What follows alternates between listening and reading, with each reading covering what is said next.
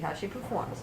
All right, we've just finished coaching a client of ours and their team through human-centered design through our blended approach, the ultimate kit on the creatorhub.belvistastudios.com. But so they get on-the-job training, they get coaching, they get a playbook and the online course. Yeah. What changes in performance did you see in our client as they went through? When they started to end? Oh, good question. I think a big change we saw was originally when they were designing projects or designing solutions, they were just like focusing on what they thought was the best thing to do. But as the coaching went on, you could really hear the change in language. Like they were saying, oh, this is what we heard the user say, or I think this would work best for the end user. And just hearing that change in language, I was like, yes, like they're getting it. Yeah.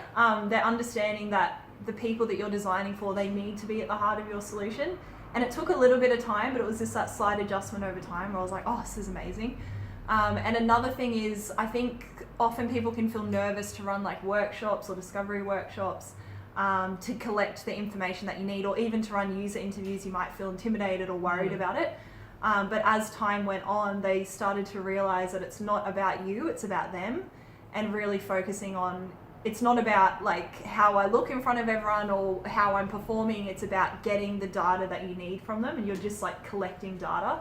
So I think seeing their confidence grow over time and them conducting those workshops and doing interviews but not being worried about it, they were getting more confidence. I think that was really, really cool, because once you get that, you're like more free to be able to get the information you need without being worried or... Yeah.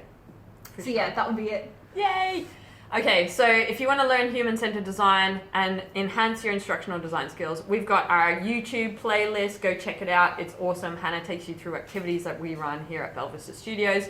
We got resources like an online course, playbook, and what she's talking about as well on our Creator Hub.